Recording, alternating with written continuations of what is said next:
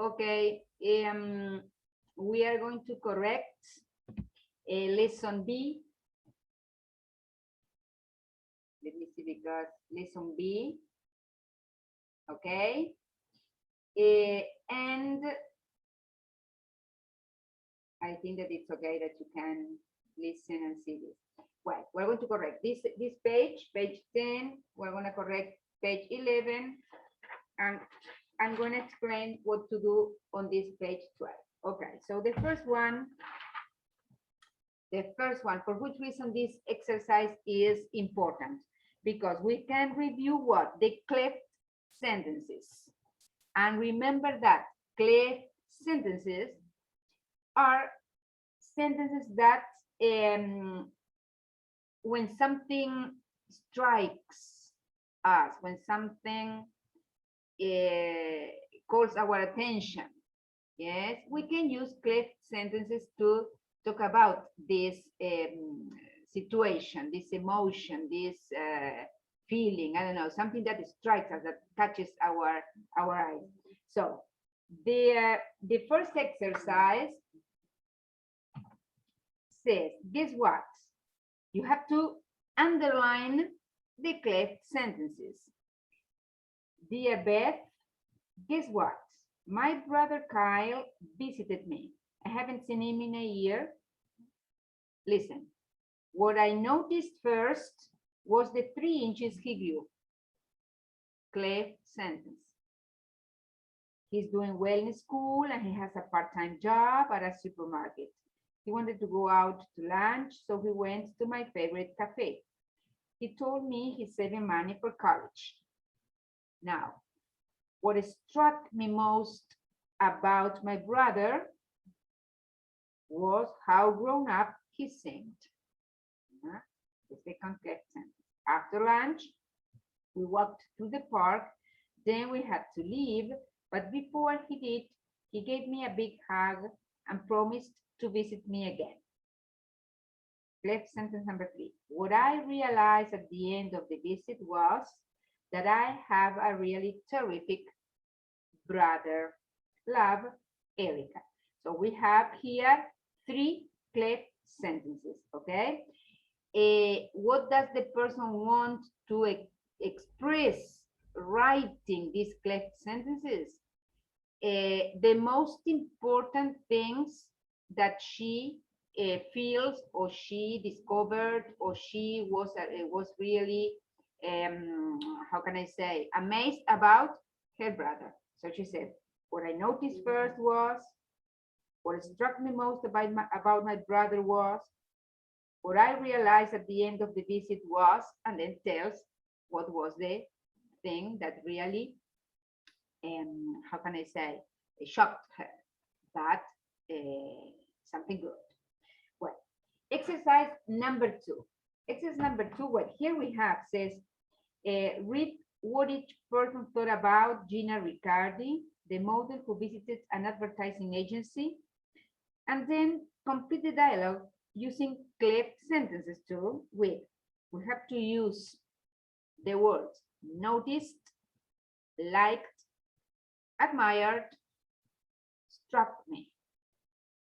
When we see the picture, we can see a woman that says, hello everyone, I'm Gina Riccardi. I'm so happy to meet you all. And then there is a group of people, a woman that says, I love what she did with her hair. A man, what a pretty voice. Another woman, look at those eyes. And the other man, what a beautiful dress. Pay attention that what the first impression is different if you read the different sentences. One person was shocked by the hair, the other by the voice, the other by the eyes, and the other by the clothes. Okay? Well, the exercise is an incomplete dialogue that we have to complete, remember, with the verbs noticed, liked, admired, struck me. So the dialogue starts like this. Jim, she's as beautiful in person as she is in her ads. Brian, she's gorgeous, but what I noticed first was that beautiful dress? Okay, this is the first one. Dolores. Dolores is the person, the woman who says, look at those eyes. Look at those eyes. Yeah? So she says, not me. Or we can say, what I, well, notice it here, what I liked. What I liked best, what I liked best was her eyes. What I liked best was her eyes. Okay? How about you, Jen? And Jen says, yes, her eyes are stunning. Stunning means completely, how can I say, different from the rest because of the how big they are, the color they are, for many reasons. Her eyes are stunning. But she says, I love what she did with her hair. I love what she did with her hair. So I think that she can say what maybe struck, yes, what struck me, wow, what struck me was what she did with her hair, right? What struck me was what she did with her hair, okay? Ted, as for me, remember that Ted says, what a pretty voice, what a pretty voice. So as for me, what I admired, for example, what I admired was her voice. What I admired was, admired, yes, what I admired was her voice, okay? Well, Brian, her voice, come on, Ted. She's a fashion model, not a singer. And the conversation continues. Well, so this is a review of these two exercises were a review of cleft sentences, right? Well, exercise number 3. Talking about vocabulary, remember we talked about that a person can be arrogant, eccentric, innocent, intellectual, intense, sinister, sympathetic, trustworthy. If you don't remember the meaning of them, you have them because we have talked about the meaning, synonyms, etc. Of these words. And what happens? You have to choose the words that best complete the sentences. Okay? So, number 1. Number 1 says, people think Liz is strange and because she lives with 12 cats. Well, a person who lives with 12 cats could be eccentric. Estoy grabando la clase. ¿Ah? Ya termino en un ratito. Ya grabo en 10 minutos termino. Number 2, the villain small eyes gave him an evil and look. Villain's small eyes gave him an evil, maybe, and we could say arrogant look. I would write it arrogant. Number 3.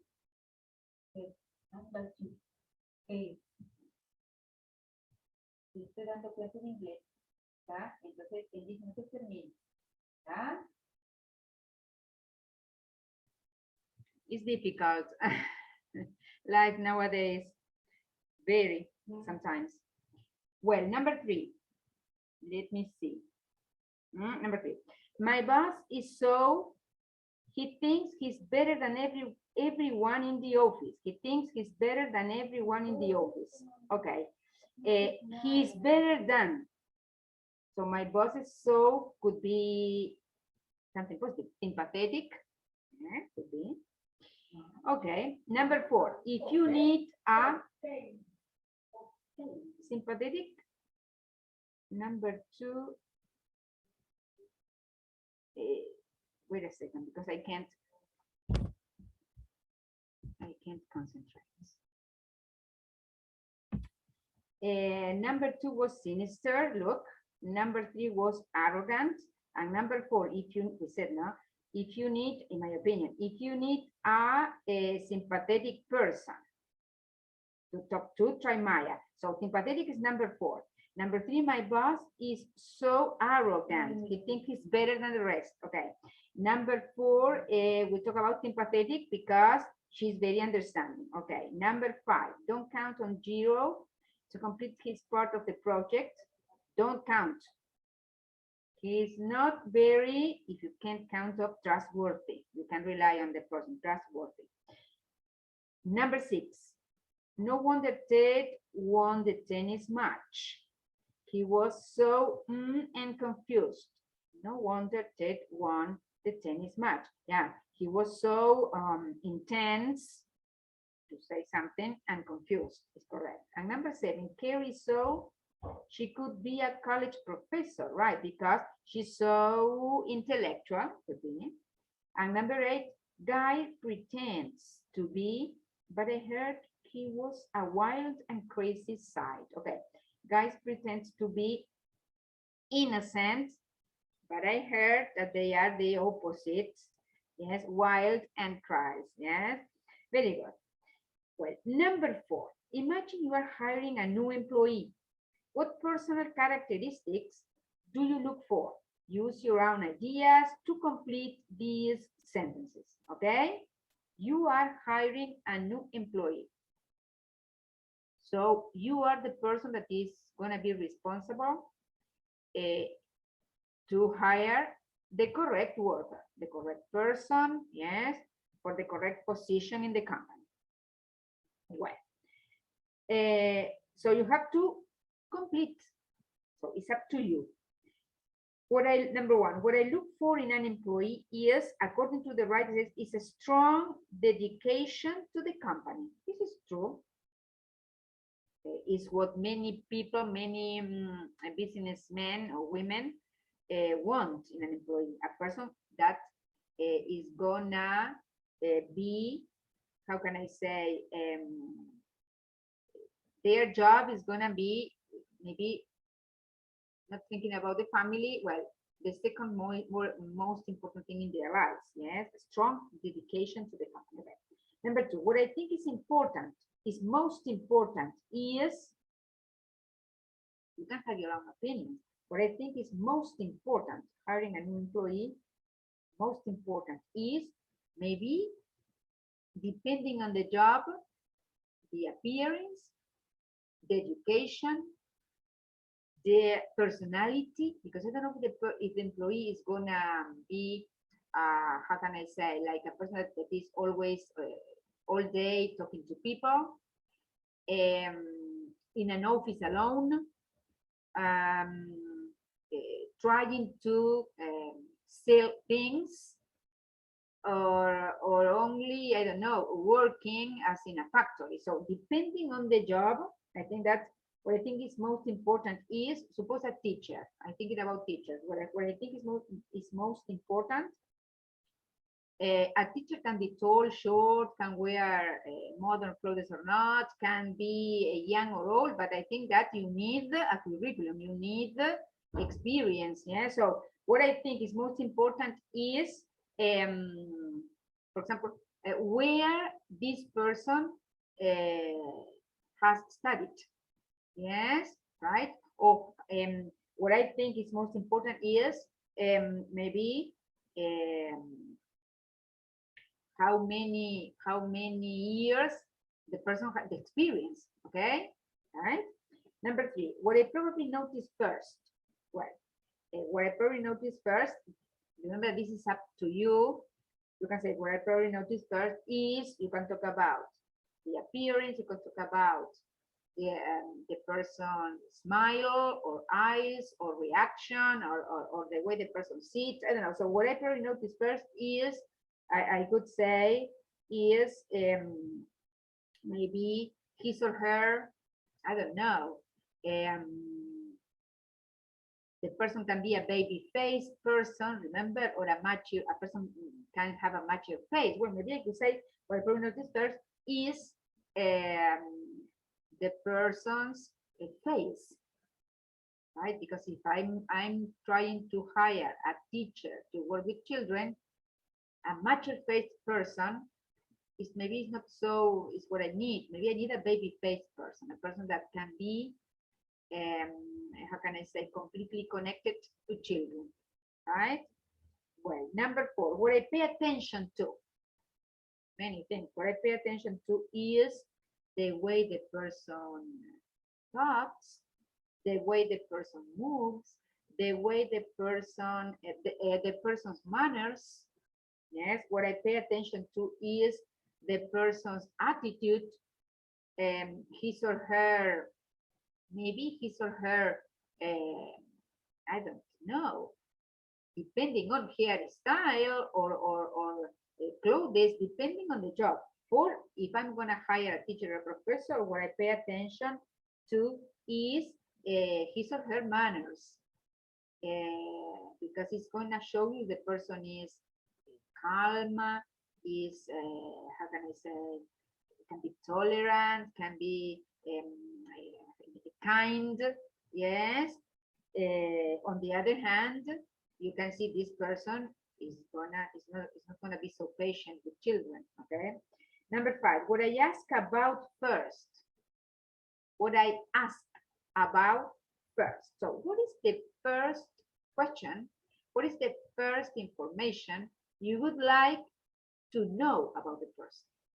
So what I ask about first is, and I'm thinking about, again, I'm thinking about a teacher.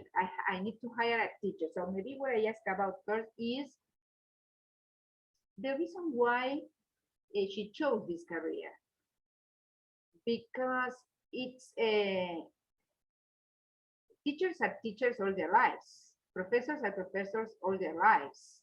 So you can continue studying and you can be a teacher, I mean, for example, a school teacher, and then study, continue, and after some years that you have been teaching at school, you can be the director, etc., etc. This is true. But what I ask about first is the reason why she decided or he decided to teach. Yes, or maybe what I ask about first is his or her, what can be his or her, I think that's things that the person likes doing. Yes, what I ask about first is what they like to do in their free time, for example, something like that, in order to know if the person is really nice, really creative, yes, as a teacher has to be, okay? Number 6, what I think is least important, least, not important, for you is the least important thing. So what I think is least important is, I'm thinking about again, a professor, what I think is least important maybe is personal appearance is important, because they're going to be in front of a group of people and you have to send like a message. Yes, you are sending. Every time you are in front of a class, you are sending a message. Yes, so what I think is least important in order to hire a teacher maybe is, in my opinion, the person's age. Because more experience, not so much experience, but I think that a young teacher is completely accepted in schools, yes, and a teacher with years of experience is really important to have some of them too, yes, because it's like together one is fresh, yes, the new teacher is fresh, has ideas, wants to change things, and the teacher that has experience can like give something of his or her years of that she has been or he has been working with kids, share or his experiences with the new one. So this is about more or less you write what you want about number 4. And number 5 is something interesting because we have to read about understanding body language. Here I try to copy, I don't know because I wrote it with a pencil. What is the real pronunciation of the 4 qualities, we could say. Number 1 is responsive. Number 2 is reflective. Number 3 is combative. Combative, remember that the T here is like an R, combative. And number 4, again, the T is like an R, yes, is the idea of fugitive, right? So responsive, reflective, combative, and fugitive. Okay, we have to read this. I would like you to read at home, read Understanding Body Language. Read these different people. If you are fugitive, if you are responsive, if you are reflective, if you are a person that you are combative, you are going to show this with your body language. So read the article on body language quickly. What qualities do you think might apply to each body language type? So the idea is, these kind of people that you're going to read this in order to understand what do they act, what do they react, what do they do, the movements, etc. of their body.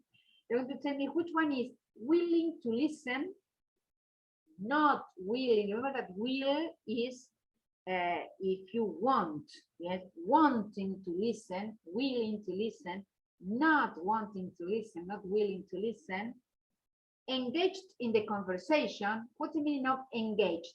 Engaged is that you are really listening, you are really paying attention, you are engaged in the conversation, okay?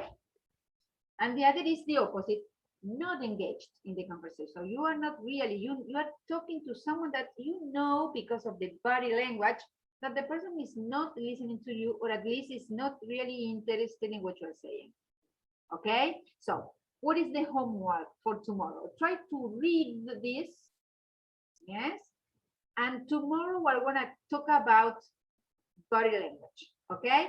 And I think that it's enough. If you don't have questions about it, we are going to try to continue with Unit 3. But I have to give you some exercise before starting with Unit 3. We have to do something else.